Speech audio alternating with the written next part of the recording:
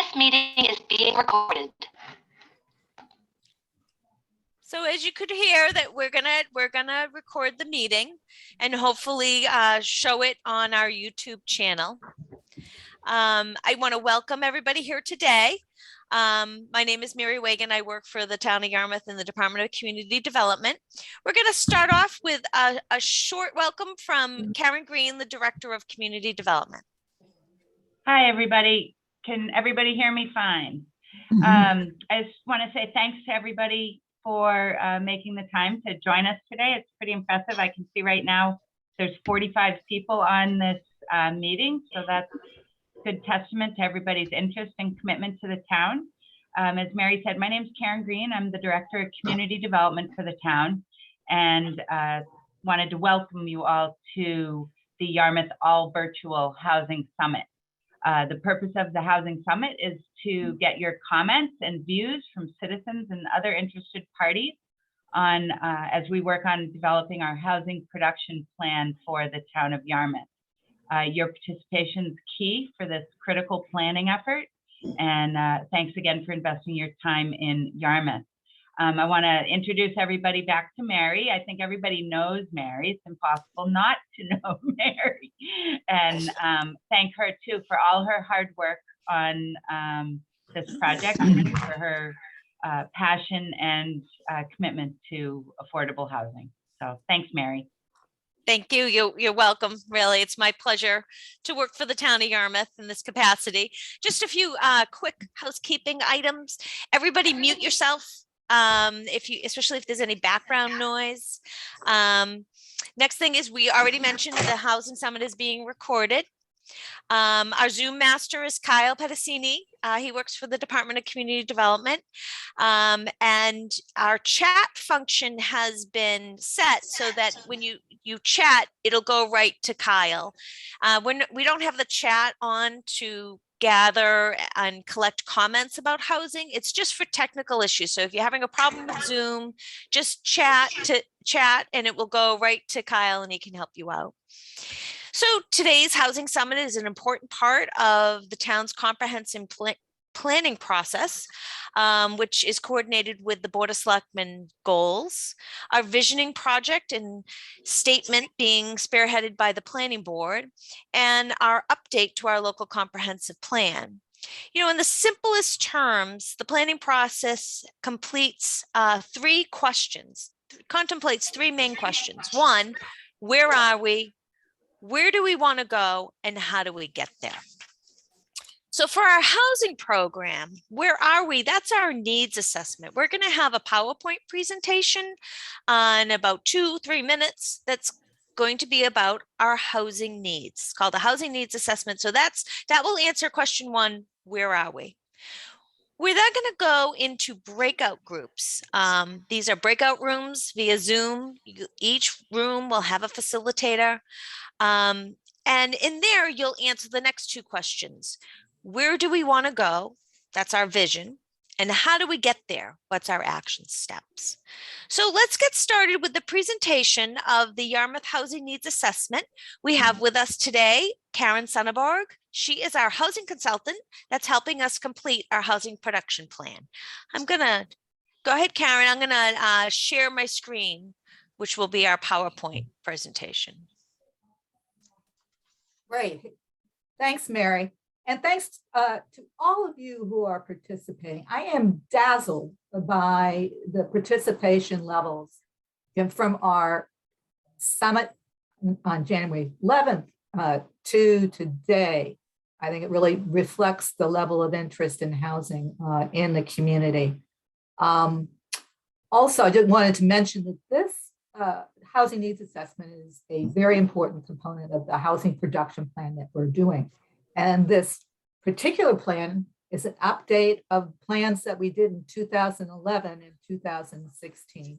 And we very much want to embrace what's going to be happening through the local comprehensive plan too. It's good timing to be doing these at approximately the same time. I also want to apologize to all those in community development and in the housing committee, et cetera, who are going to have to sit through this presentation yet another time. I'll try to be expeditious in going through it. The housing needs assessment is a fairly detailed and comprehensive document. It'll be posted on the town's website if it isn't already. So I'm going to try to focus on the key takeaways and get to the point where we're able to get to the next part of the agenda this afternoon, is which we'll hear from you folks. Next slide. So we're just going to start with affordable housing 101, very basics, and which is what is affordable housing. And there are different definitions. The HUD definition, and one that has been embraced by the state, is if you're spending more than 30% of your income on housing costs, whether you're an owner or a renter, you're living in housing that is not affordable to you. That is the affordability threshold that has been, traditionally embraced. The definition that we typically hear about is that which is included under Chapter 40B Comprehensive Permit Law, which basically says if a unit is going to be affordable and eligible for inclusion in what's called the subsidized housing inventory, towards that list of units that can be counted toward the 10% affordability threshold under 40B, it has to meet a number of requirements. We often refer to these units as the capital A affordable units. First of all, they have to be available to households earning at or below 80% of area median income. We're talking about the Barnstable County area. And an example is for a household of one, the maximum income is $54,450. For a household of three, it's currently $70,000. These income limits are adjusted by household size and by HUD annually. The unit also has to be subsidized either directly by some usually a state or federal subsidy or local subsidy, or has to be approved by what's called a subsidizing agency, such as like a 40B comprehensive permit application has to get the go-ahead first from a designated state agency before the developer can apply to the ZBA for permitting. The units have to be deed restricted, and we're moving more and more in perpetuity to ensure that affordability in the subsidized housing inventory remains for as long a period of time as possible. And that affordability is monitored and enforced through deed restrictions. And the unit has to be affirmatively marketed so that those outside the community have an opportunity to learn about the opportunity and also the ability to apply for that unit. Next slide. So what housing is affordable in Yarmouth? And we're looking here at the capital A affordable units. I should mention that the plan will also be looking at, what we call the little a affordable units that while they might not meet all those requirements I just went through, they still serve a pressing local need. And so that's when we get to the strategies, we're going to embrace those types of units as well. Sometimes these are referred to as workforce units. For other reasons, they can't be included in the SHI. So of the total 12,037 currently counted year-round housing units in Yarmouth, 596 or 4.95% are included in this subsidized housing inventory and that they've met all the state requirements. That will likely increase to 636 or 5.28% when the Residence Yarmouth Gardens is added. And the town's made some real progress on the SHI. 596 units is up from 520 in 2015, 362 in 2007, and 405 in 2010, really showing some real movement on the housing front. I should mention that while that some 2020 census figures have been released, largely for those that involve decisions regarding congressional redistricting. We still don't have much of the census data, and we're relying on 2019 census figures. We hope that we would be able to get the 2020 figures all by October. Now it's been pushed back to March. Let's fingers crossed it doesn't get pushed back any further. So when the 2020 census figure for seasonal and occasional units is released, the year-round housing total will change. And the percentage is likely to increase based on the number of affordable units to 5.53%, because the town will have lost year-round units. So there's a current gap of an estimated 514 units to meet the 10% state target. And that's an estimate based on the 2020 census release. And just to give you an idea, what is currently in the SHI, 76% involved rentals and 24% involved comprehensive permits. Next slide. So this slide compares where Yarmouth is with respect to the SHI to other communities on the Cape. So you see that Yarmouth is kind of in the middle of the pack when you look at the percentage. But if you look at the total numbers, you know, Yarmouth is really high on the list at 596 units, which shows, you know, once again, reflects some real progress. Next slide. So we are processing this plan, as we did the others, through what's called housing production.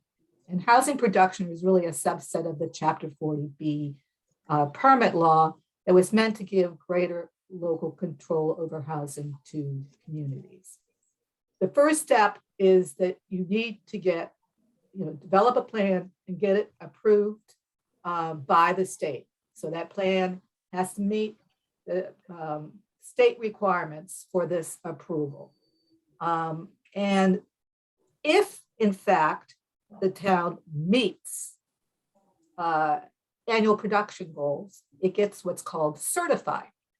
So the annual production goal is the equivalent of 1/2 of 1% of the year-round housing stock, or 20 or 60 units based on the 2010 year-round housing count.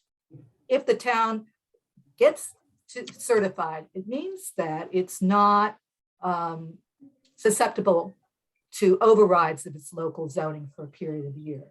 If it gets a full 1% as year-round housing stock, it gets a 2-year, what some refer to as a safe harbor from what it considers unwanted comprehensive permit projects, without able to deny those permits without the developer's ability to appeal that decision. When the 2020 census figures are released, we estimate that the goal will decrease, annual goal, from 60 units to about 58 units. I think that's pretty much it. Let me go to the next slide. So we're going to provide some highlights of the information that we were able to pull on demographic shifts, economic trends, as well as housing issues. There has been recent population growth. You can see from the chart on the right, there was a steady increase to 2000, then there was a drop off in 2010. 2020 saw a 5.2% increase between 2010 and 2020 to a total of 25,023 residents. And that 5.2% increase is a bit lower than the statewide figure of 7.4%. Probably not surprising, because this has been a trend for quite some time. The town has been losing younger residents and gaining older ones. An example is that, and this is based on 2020 census, actually, we have for those residents under age 18 comprised 14.3% of all residents, and that's down from 15.8% in 2010. And that kind of loss in children is also reflected in enrollment levels. For example, in 2000 and 2001, those students enrolled in the public school system included 4,417, and as of school year 2020-2021, that had declined to 2,739. At the same time, those 65 years and older involved almost a third of all residents in 2019, looking at the 2019 census estimates. And that is up from 29.4% in 2010. And the aging of population is also reflected in changes in the median age of residents from 51.4 years in 2010 to 53.8 years in 2019. And there have been some interesting fluctuations in household types and size. For example, families comprised 63% of all households in 2019, and that's up fairly considerably from 57.7% in 2010, but down from 65% in 1990. And average household size is also tracked in a similar kind of way. In 1990, the average household size was 2.19 persons. By 2000 and 2010, it was about 2.11 or 2.10 persons. And then, according to 2019 census estimates, now up to 2.2 persons. Increasing minority population.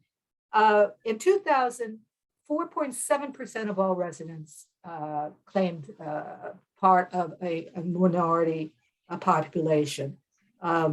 That has increased to almost 19%, 18.8%, based on 2020 recently released data. And also 1/4 of the minority population counted themselves as having a Hispanic or Latina background. The town has been encountering rising, but still relatively lower income levels. The median household income for Yarmouth households was $63,432 based on 2019 census estimates. Just to give you an idea of comparison, the HUD limit for a household of two, based on 80% area median income in 2021 was $62,200. And the county median was $74,336, and the state was $81,215. About 14% of households had incomes of less than $25,000, and this is down from 19.2% in 2010, and almost 30% of households had incomes of over $100,000, and that is up considerably from 16.2% in 2010. There have been overall declines in poverty except for seniors. The percentage of those earning less than the poverty level is 7.1% in 2019, and that's down from 9.5% in 1990. Seniors, on the other hand, 5.5% were considered to have incomes below the poverty level compared to 4.9% in 1990. Modest change. And just to give you another kind of disparity in income, based again on 2019 census information, the median income of owner households was $72,169 compared to $45,377 for renters. Okay, next slide. So this slide just shows a graph of the changes in age distribution, looking at 2000 census, the 2010 census, and the 2019 census, going from by ages. The first group of columns being less than 18, and it goes to 18 to 34, 35 to 40. You can probably see it.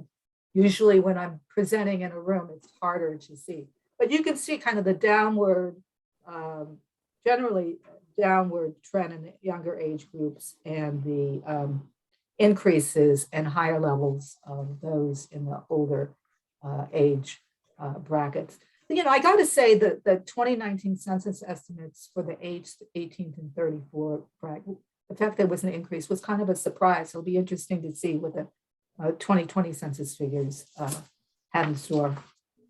Next slide. So this chart also tracks distribution, but this case it's distribution of incomes over time.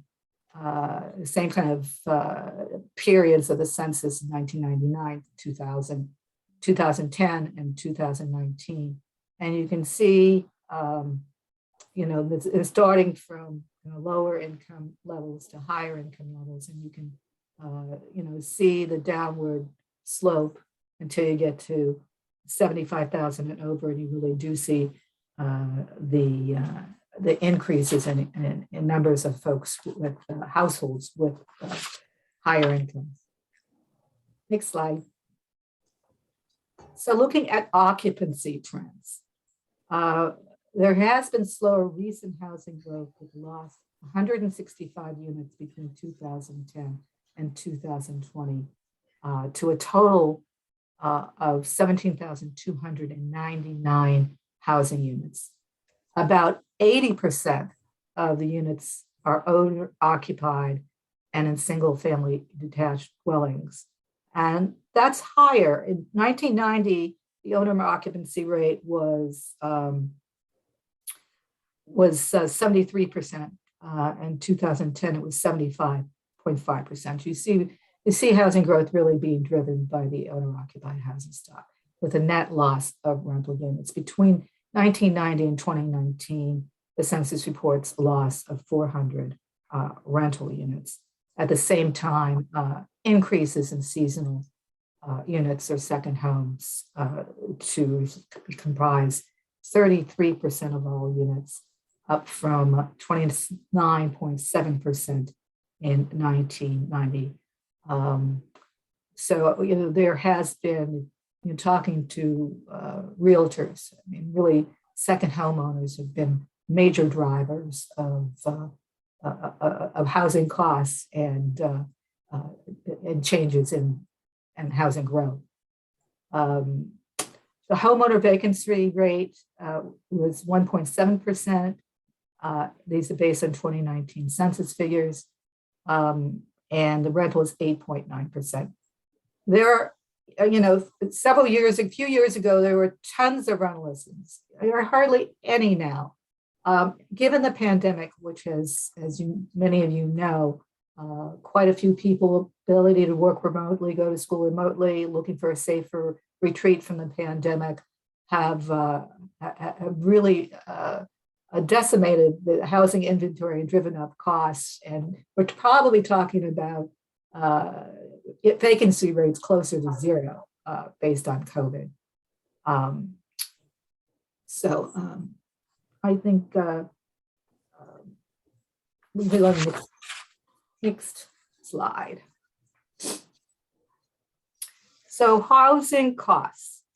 So prices are still rising, but they remain lower than neighboring towns. Why don't we just go to that next slide, Mary, and I'll have you come back. So these are changes in median house prices from 2006, which was kind of the height of the market from many communities, to 2015, which shows kind of the reaction of market prices to the recession, and then as of August of 2021. And you see that all communities really suffered decreases in value based on the recession. But all have recovered quite well since then. Barnstable remains kind of the highest valued housing in nearby communities. And, you know, Yarmouth relatively on the lower end. Go back to this other slide 4, okay. The median in the single family house price is still, you know, high and increasing. As of August 2021, it was $440,000. Checked recently, and it's gone up a bit to $450,000. But it's up significantly from $370,000 in 2020 and $340,000 in 2019. This is based on banker and tradesman information that tracks all sales. And you know, you can see that on the chart on the right, the top line is changes in median house value. The bottom line is change in median income. And as time goes by, you see that widening of the differential between income and housing, you know, the real affordability gap. If you push that line further to the 440,000 or 450, you'd see it, you know, continue to widen. And rents are high too. The median gross rent was, according to 2019 census, $1,396. However, 14% of all the rentals were subsidized. So that rent looks a lot more affordable than what it really is. And while there are few listings, what we were able to pull together in conversations with realtors, market rents are estimated to be higher at about $2,200. But even that $1,396 month rent would require an income of about $63,840 if you're not spending more than 30% of your income on housing, and we included an estimate for utility costs, which is comparable to the median income for Yarmouth households, and much higher than the median income for renters. And then the housing needs assessment goes into a fair amount of detail on affordability analysis. And one thing we looked at are affordability gaps, which are typically defined as the difference between the median house price and what a median income earning household can afford. And with that, the gaps are widening to at least $128,000.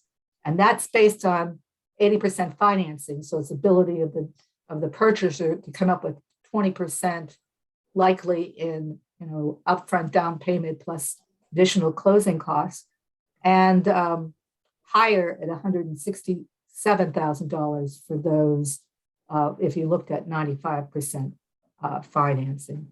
And when you're looking at rents as well, we're talking about gaps of about $1,000 a month. And we also spend a fair amount of time focusing on cost burdens.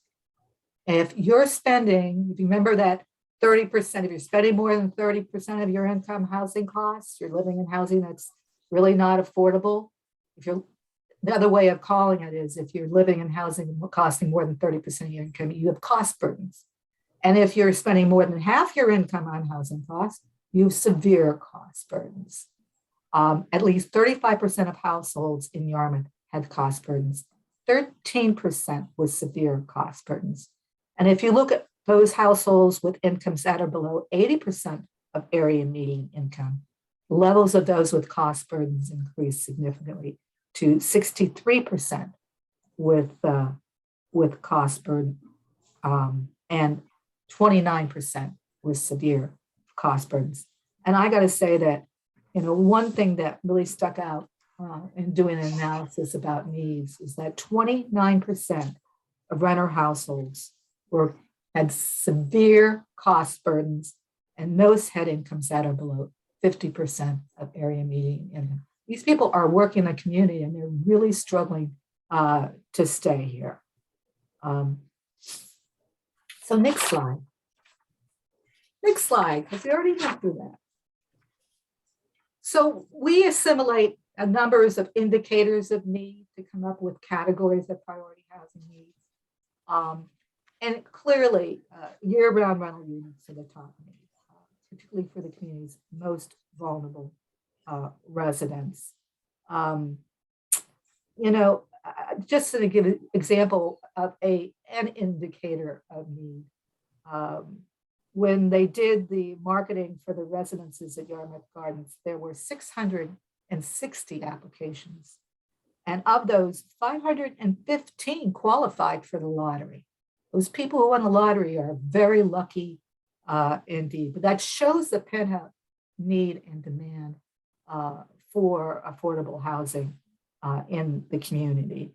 Plus, the whole level of, of making up for some of the loss of rental units that has happened over time. Rental units have been converted to seasonal or second home use, and largely the idea is to try to focus on the needs of year-round residents where they can. Thousands of people are on the Housing Authority wait list. Another important consideration is almost all subsidies are targeted to rental housing. So if you're going to take, local CPA funds or other type of resources and leverage that in any significant way and get up to any kind of scale, you really got to deal with rental housing. I mean, another consideration is that all units in a rental housing development that's permitted through 40B count as part of the SHI, where homeownership units only the actual number of affordable units can be counted in the SHI. And another consideration is that over time, because of greater turnover, rental housing provides benefits for more people. And there's some other things included in the plan, but that's why we included year-round rentals as a top need. And this is not just for Yarmouth. I mean, this is a real shortage of these units throughout the Cape, particularly for the service workers. Where are they living? This is an important piece. But we still really appreciate that homeownership units, particularly for starter housing and downsizing, still should be part of the town's housing agenda and incorporated into new development. And the plan also recognizes that there needs to be support for those populations with special needs, including modifications to homes for accommodations for those with special needs and supportive services. 16.4% of all residents claim some type of disability, and that's much higher than the 13.3% level for the county and 11.6% level for the state. And we also acknowledge that financial and technical assistance to improve housing conditions and prevent evictions remains important. And the town has been very, I think, impressive in putting together programs to provide supports for home improvements. 72% of units were built before 1980, and therefore there's likely need for resources to correct deferred maintenance needs, also abate lead paint hazards that are a real problem for young families, and other types of major improvements. So the next slide just shows, this is what we had in the last plan, and shows, a kind of an estimated breakdown of housing goals that you're going to produce, 60 units per year. I mean, over the next few years, what should be the kind of general goal distribution of ownership units versus rentals? And we've included 20% for home ownership and 80% for rental. And then we also show some distribution by incomes and not size of units. And without going through this item by item, it's worth looking at and revisiting and determining whether this still makes sense. I think it does still make sense based on the data we've collected, but it is reflect what we had in the last plan. Next steps. So after these important community meetings, the plan is to conduct a community housing survey. Really is the intention of the town to make sure that community input is really integrated wherever we can. And then with that, we're going to get some more input on priority housing actions to address local needs. And we will prepare the next sections of the housing production plan on the annual goals and package of strategies. After that, there'll be another community meeting to present the draft plan and obtain further input. And we'll finalize the plan. Both the planning board and the board of selectmen have to approve the plan before we can then submit it to the state. In the past, the state has taken, they have the ability to a review period of up to 90 days, but they've been turning their review around very quickly for less than a month, which has been, I think, helpful.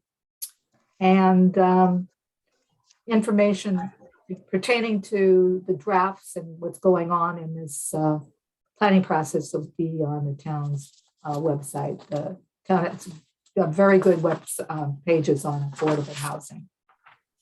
And next, there'll be further instructions. There'll be further instructions, but this is kind of information that we'll be looking to you for input. You're looking at your thoughts regarding Yarmouth's housing future. What does affordable housing mean to you? What is the town's greatest challenge related to preserving and producing housing affordability and diversity? What is an appropriate aspirational housing goal to strive for in the years ahead? What are the best locations for new housing development? And what are the most important housing actions or strategies for the town to implement to address housing needs? And with that, I'm going to turn over to Mary, get us to the next place. Okay, great. And thank you, Karen, for that presentation. This is, as you know, the second of two summits that we're having. I anticipate to be, drafting up a report from the summits with Karen Sonneborg and other members of community development and get that all to the Board of Selectmen and on our website for review. I will put the housing needs assessment up on our website. It's a very bulky document, so I'll put the PowerPoint in there as well, just to help everybody navigate what it is. But anyways, so at this point, we're going to go into small breakout rooms, Zoom breakout rooms, to work on these questions that Karen Sonneborg just had up in small groups. So basically, right, the three parts of the planning process: where are we? Where do we want to go? How do we get there? So we just heard, where are we? So obviously we have need for better housing in Yarmouth, and especially a very solid housing plan. So that's what we're here to work on today. Where do we want to go? That's our vision. And how do we get there? Those are our action steps.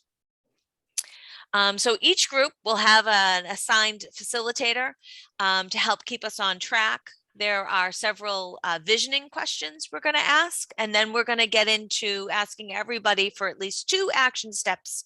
How do we get to and meet our goals? So Kyle is going to start sorting us into chat rooms. sorry, breakout rooms. Just to let you know, the chat function in the breakout rooms won't function. So at this point, if you were going to chat, you would chat. It would go right to Kyle on technical issues about Zoom. If you're in the breakout room, you actually have to leave the breakout room to contact Kyle. But I think without any ado, I think we can be sorted into breakout rooms.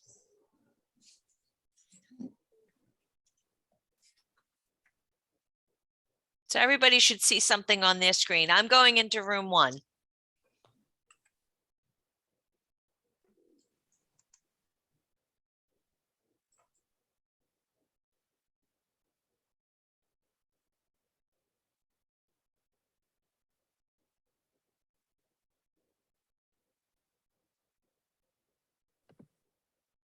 Karen, you're the only one I didn't assign to a breakout room. Did you want to be assigned to one, or do you want to move around to some, or how do you want to handle it?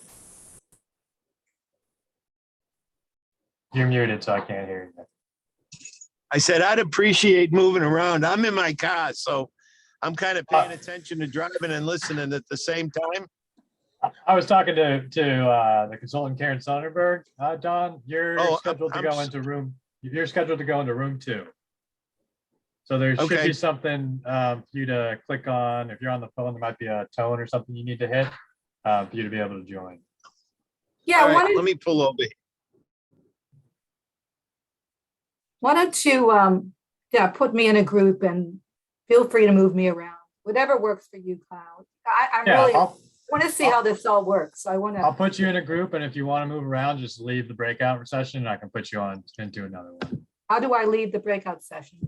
Well, just right press down the now, leave on the corner. yeah, where it says leave, right now you Okay. have to leave the meeting, but when I put you in a breakout room, you can just leave the breakout. Thanks, Kyle.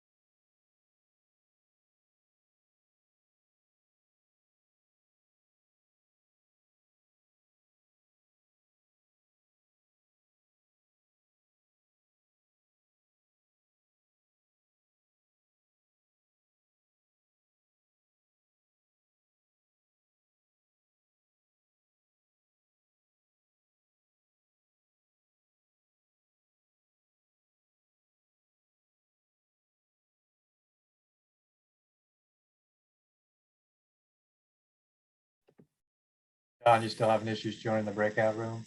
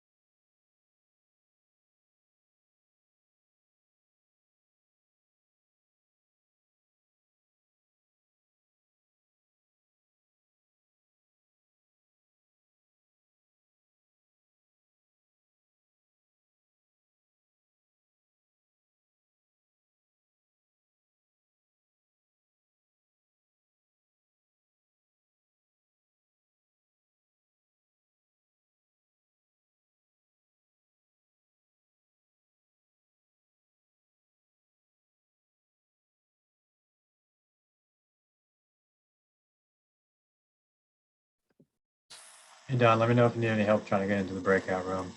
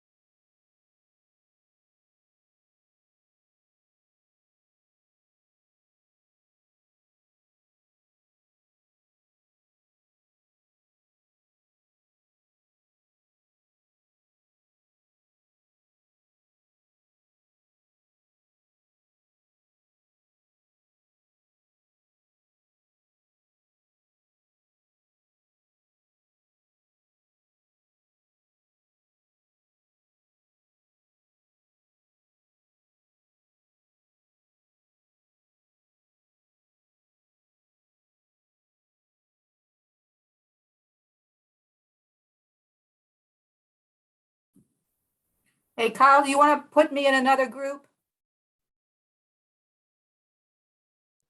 Sure, just give me 1 second here. No problem, no race. Urgency.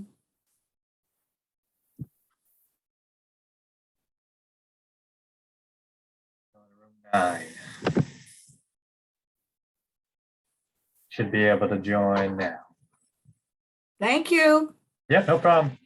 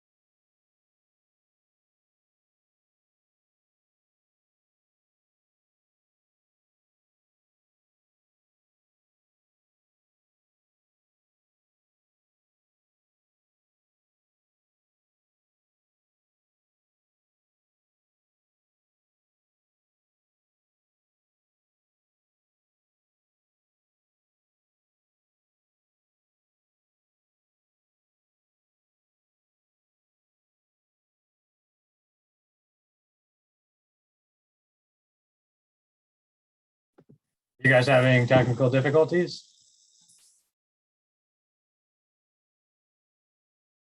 You're muted, so I can't hear you.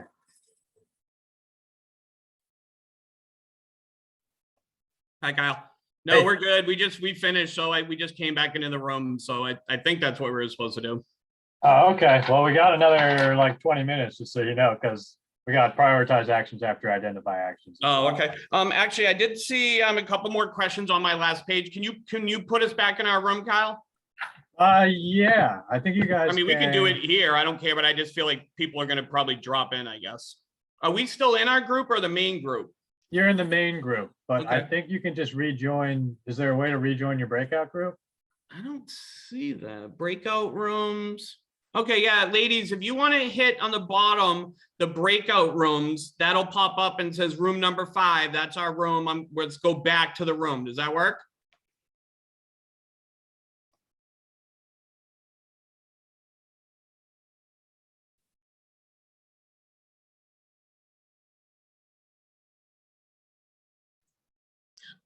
I don't see where that is. Probably at like either the bottom or the top. Of Oh, I screen see where the all breakout room. Okay, I'm Yep, sorry. yep. I got it. I got it. No worries. Okay. Off you go.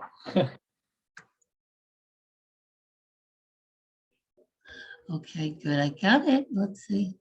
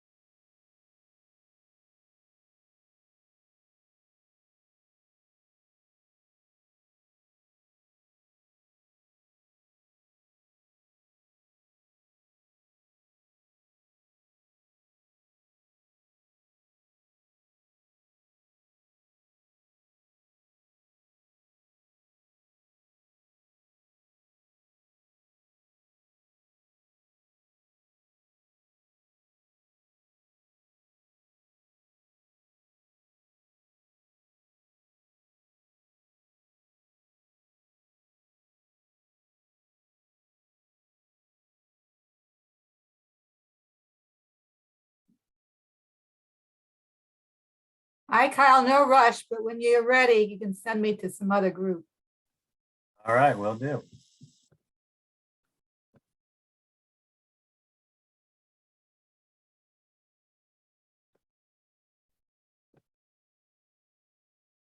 Ready to join roommate whenever Thank you're ready. you. Yep.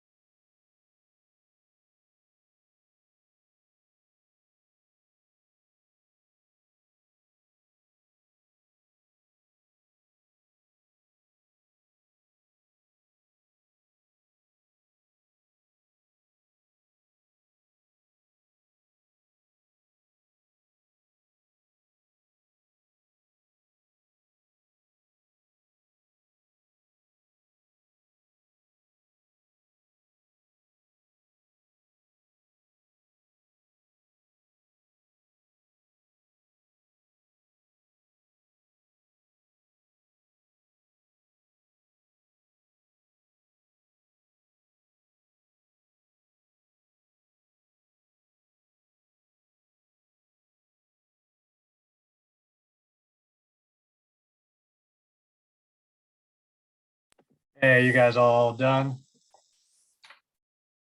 To answer your question, Selena, we have another 10 minutes. I'm about to announce it.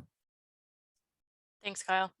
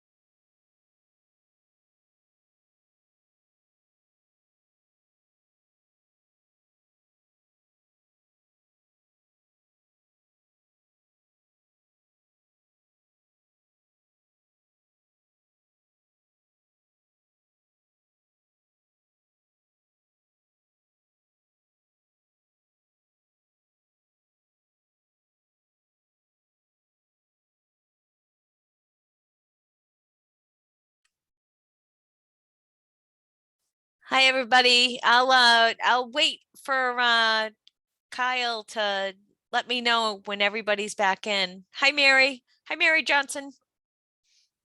Hi.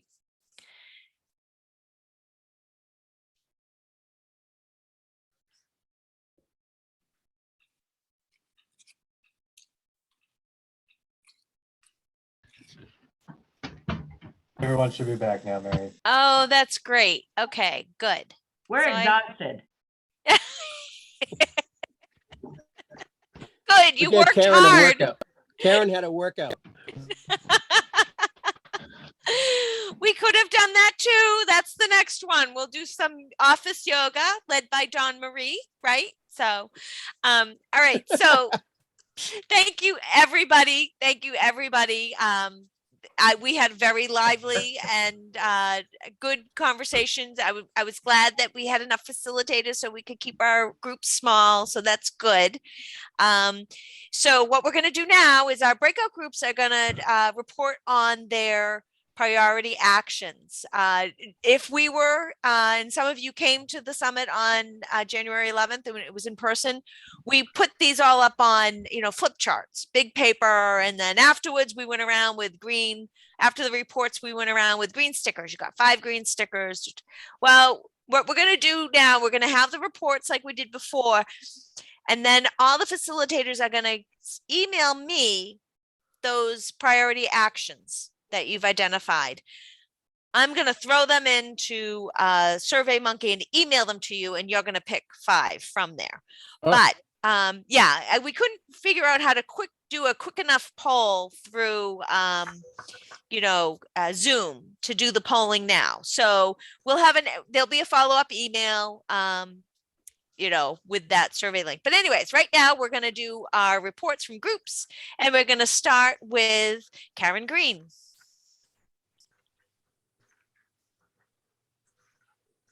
I can share my screen? I think so. Yep. And FYI, Nate, you're next. So it's Karen, then Nate. Okay, so bear with me. I'm going to share the screen. All right.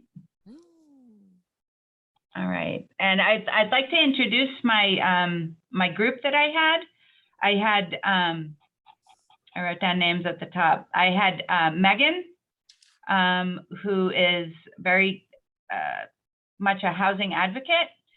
Wendy, who works with Habitat for Humanity. I had Dick, who's a local realtor and town board member, and Norm Holcomb, who is a former selectman and Affordable Housing Trust member. So we had a really great conversation, and we settled on a number of actions. And so basically anything that got more than one vote is making our list. And the first was having a look at zoning. These are not in order, but these are the top priorities. Evaluate zoning, looking at mixed use and building up with rental over business. We'd like to, the group would like to be able to encourage accessory dwelling units, and also to look at some of the density requirements for single family homes. Another priority, and we did, full disclosure, we had someone from Habitat in the group to look at town-owned property or other property that might be suitable for Habitat housing. We had some interesting conversations about the goals of the housing production plan, and whether or not 60 a year, or 60 was the old number, is how realistic it is. And so another strategy would be to advocate for the inclusion of lowercase affordable housing for our subsidized housing inventory, and or look into deed restricting in some kind of economical way other housing units that are out there. We had a lot of discussion about 2 big parcels that are have been around or will be around, and those are, there's a large parcel owned by the Housing Authority on Forest Road near Captain's Village and back of the Senior Center. And there's, a lot of interest in moving forward with that. And I think that folks are very interested to hear from the Housing Authority and getting an update at some point. The other property that folks are interested in is Mattakese, which is the middle school over on Higgins Kroll Road. That leads, there's a discussion in the group about really needing to be sensitive to conservation and water land and developing things in a respectful manner to that.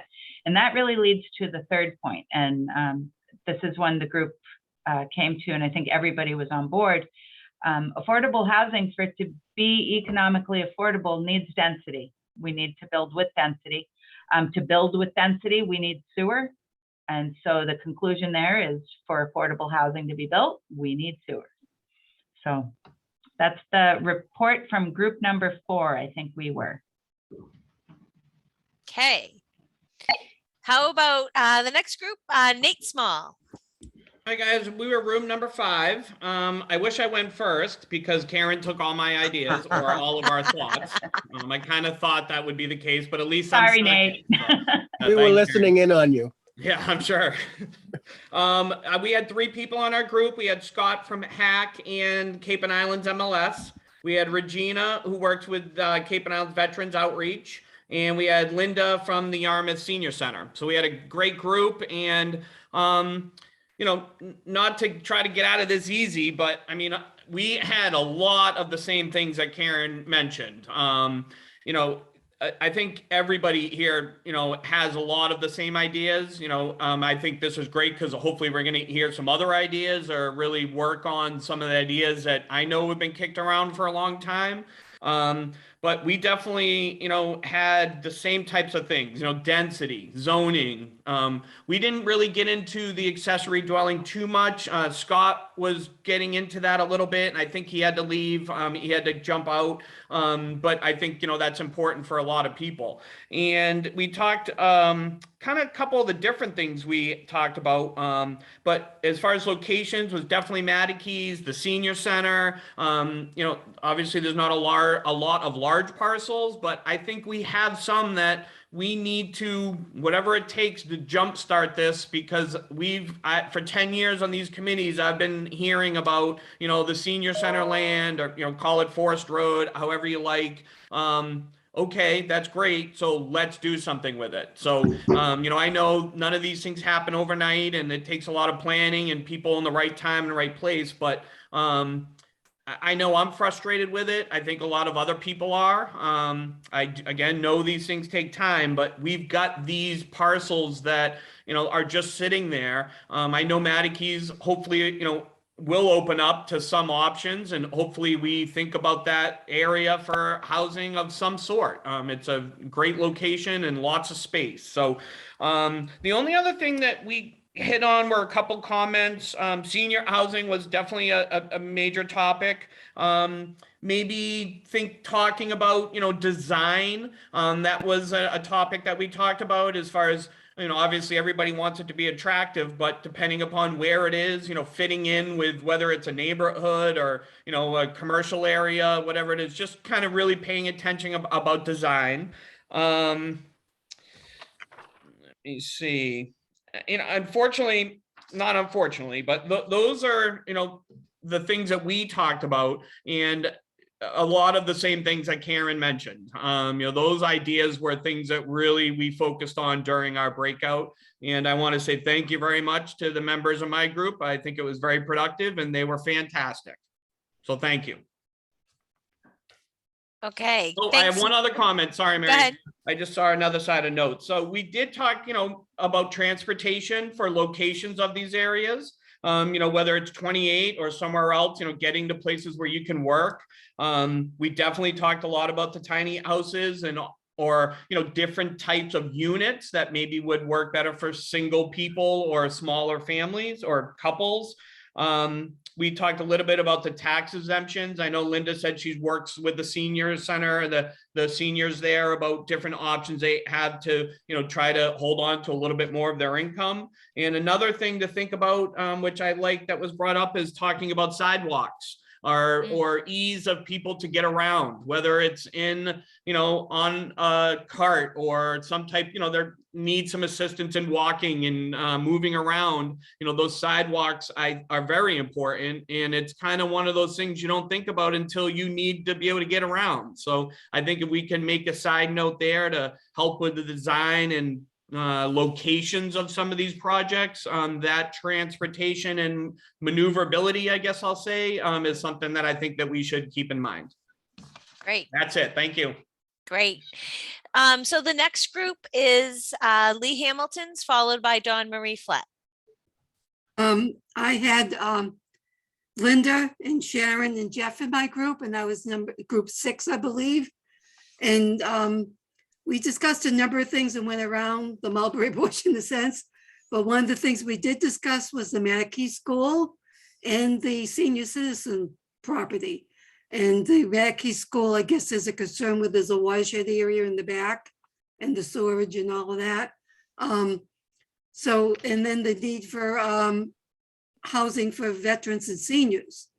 And one of the interesting, without specific goals on the workforce housing, year-round workforce housing, or if some seasonal workforce housing is needed. And we talked about the accessible apartments as well. But one of the things we did talk about is the whole NIMBY issue and the need to do good public relations into the community. And one suggestion I thought was really interesting was to go out to small groups instead of large groups, and to make sure that everybody in the community is aware of when we have meetings and hearings. And I believe Mary does a really good job on that. There was also a discussion to make sure that we protect conservation land and open space. So I have to try to sort through and see if I can organize priorities at the end, because we never got to the very last question. So I should have been a better timekeeper. That's fine. That's great. So That's great. Thank you. Thank you. Thanks, So then it's Dawn Marie Flett, followed by Lisa Sherman. Go ahead, Dawn Marie.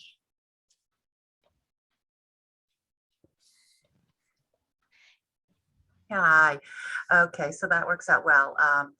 We had a small group. It was Beth from Habitat and Bruce Morey, who's a seasonal resident, but has been coming to the Cape for decades. And at a certain point, it made more sense for us to join in with Lisa Sherman's group to have a little more robust discussion. So we did not get to the point until we were with Lisa's group to talk about our action items or prioritize them, but we did participate with Lisa. So I think we can move on. Okay, Lisa, take it on. Take it over. Okay, yeah, as Dawn Marie mentioned, she and Beth joined us, but we had Christine, Hilda, George, and then Beth and Dawn Marie joined later. We had some of the things that have already been mentioned, but one of the things that we came up with was trying to think outside the box of how to develop affordable housing and working with developers in mixed use, mixed income, mixed ownership and rental properties, and how to have more year-round rentals and drive that number up rather than building new, just completely new units. Work both ways to get that done. As other people have mentioned, we had talked about identifying some town-owned properties that could be converted to housing. The old fire station was mentioned, Mackey School, which has already been mentioned as well. And like the other groups, we had a lot of talk about infrastructure, sewer and water issues, public transportation needs to be available for these units, need to be near shopping, so people have access to that. And then we'd also talked about protecting natural resources and conservation as being key issues that need to be brought up as well. And the last thing we had was seeing how we can leverage the ARPA funding and request funding now to make sure we get in on that and can use that for affordable housing as much as possible. So that's what we had. Mary, we can't. Mary, you're on mute. Okay, there you go. All All right, so there we go. All had to right. happen at least once or twice. Yeah. All right. So thank you, Lisa. Diane, you're next, followed by Selena. Oh, unmute.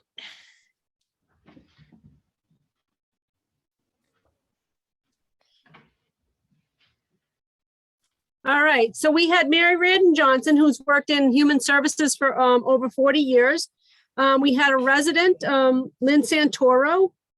We had Paul Herbert, who's from the Mass Military Support and the creator of the Champ Houses. So we had a little group that was pretty well equipped with speaking about housing. So what we came up with was to work on housing stock for those that work here. And a good test of that would be, what is the average town employee's salary, and is it affordable for teachers, clerks, the fire department, the police department, and like postal workers? And we had concerns about the government looking at 30% housing cost.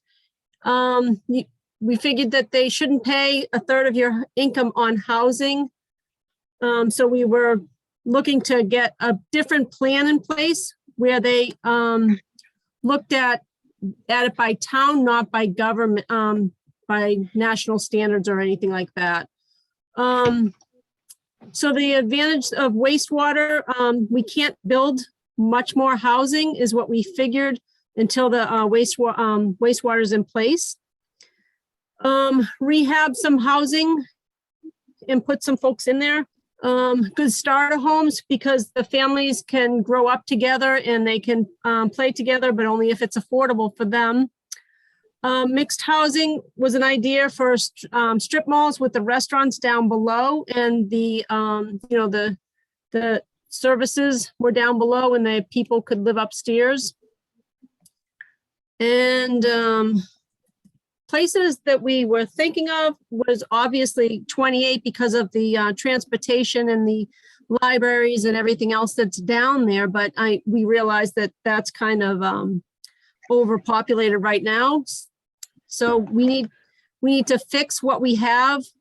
And we need walking communities. That's what we had figured out. So our list of priorities would be to define income within the town, not using the state definition. So workers in town can afford housing in the town. We also thought that this was a good priority, was looking at new and creative unknown models for affordable housing versus waiting for something to open up. And then third priority would be to stop wasting abandoned properties, which is the acronym SWAP. So look out for the abandoned homes and clean them up. So that, and it looks like the state looks at low income and not high housing, which is what we have on the Cape. Thank you. That was very interesting. I'm going to study up on those notes. So next is Selena, followed by Brad Goodwin.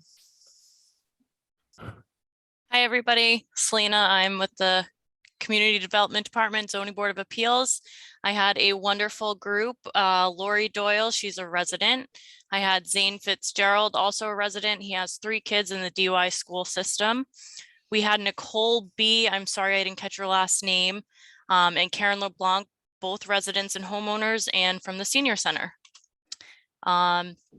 So we talked about the challenges being zoning, allowing mixed use and multifamily housing and cluster developments on land that we already have, as well as we lack an inventory of smaller homes or condos and such for people who live here but want to downsize, which would also help with increasing the single family inventory in town. Some of the goals that we talked about were having blended community housing for seniors and young families alike, affordable and not, to remove the stigma. And one of our group members mentioned looking to Orleans as a model. and making sure that whatever goals we do set are realistic and attainable in the timeframes that we set them. Another thing that we had mentioned was creating good relationships and a reputation between the town and developers, so people feel comfortable coming and developing here. We talked about a couple different locations that everyone has mentioned so far: the middle school, some blighted areas on Route 28, some of the rundown motels, you know, and that would allow for mixed use as well, some retail spots with some housing on top. One of the interesting things that Zane had mentioned and that we continued talking about was the public golf courses in town.